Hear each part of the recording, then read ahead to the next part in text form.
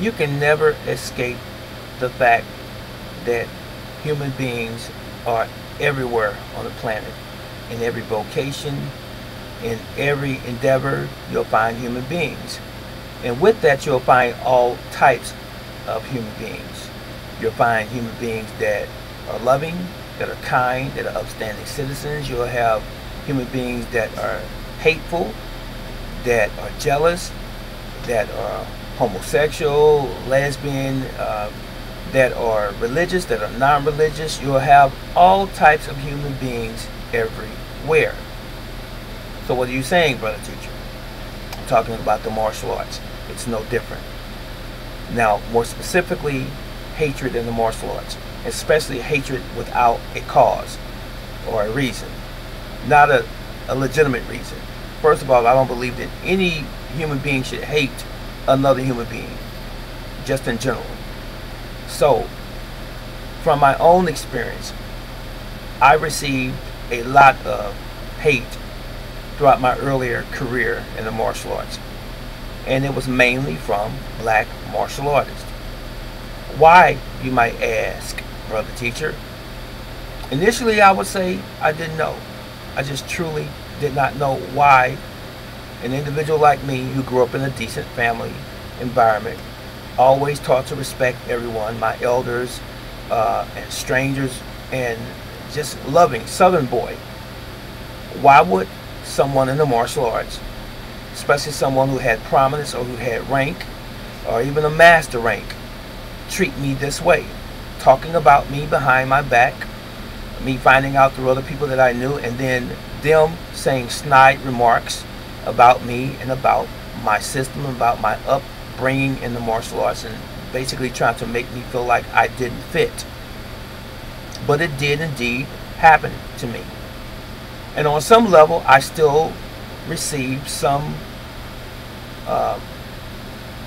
particles, if you will, of that same original vitriol.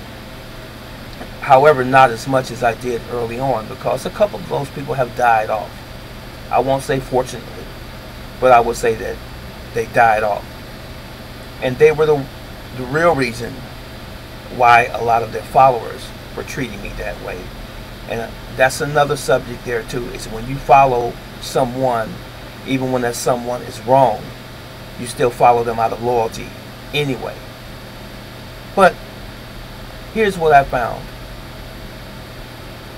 I came up traditionally in the martial arts, meaning studying and training in the traditional martial arts.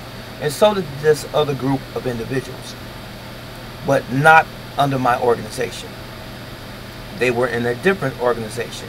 They always bragged or boasted about how many black belts they had and how many members they had and so on and so forth. But they always were dealing with business in a shady way.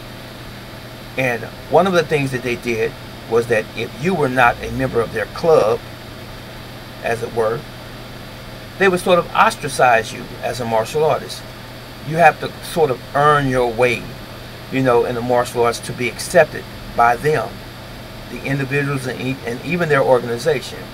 So since I was in another school organization, and eventually I became independent, and the fact that I studied more than one discipline, Chinese, Korean, and Japanese, and even some other arts, they always frowned on me because I didn't get into the clique thing. I didn't want to separate myself, over where the nonsense was, and because I was not part of what they did, I was treated differently. And I basically became sort of introverted because I always was taught respect. I didn't want to disrespect these individuals at the time because many of them was much older than I, and that's just simply the way that I was taught. So the retribution or the attacking them back was really just not in my makeup. But I always wondered why they were treating me this way. Well, one thing that I can bring up that I do know for a fact, when I would go to competitions, I will say that I did have an extreme advantage over a lot of people in studying several martial arts systems throughout my career. But when I would go to competitions, especially competitions that they had students, I would get standing ovations. It didn't happen to very many people there because my system was so unique and esoteric by nature. Not many people were studying at the time Zuiquan or drunken boxing, which was part of my system as well. And every time I would come into any martial arts venue, I would get praise before it even began. That people would ask me, are you going to fight today? You're going to run the drunken form today? You're going to do so on and so forth. But these individuals hated me because I would win 99% of the time. And anytime that they were judges, when I performed and they were the judges in front of me, they would score me very low against one of their own students. It happened every day, all day, every opportunity they got. Anytime they would see me, they would always vote against me. And I would always have my friends, my associates, my students, and other people, even from the audience, come to me and said, they cheated you. And I just take it in stride, but just simply understanding that there are people like this in the world. So what am I really saying? Anytime you represent something that's supposed to be honorable and upright and respectful, such as martial arts, and you have these type of people that are running the show and that are heads of these organizations or these groups or these schools,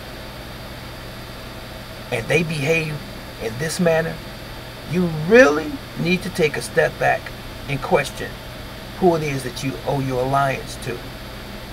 Is it to these guys, or is it to someone that really, really represents the thing, the way the thing ought to be represented? One thing about me, I've said this before, and I'll say it again, it's not to put anyone down. This is just my humble beginnings. I've never drank, never smoked, never taken illegal or illicit drugs, never ever in my whole martial arts career, even to this very day. No drugs, no alcohol, no smoking. And a lot of these guys had been those individuals. Could it be that?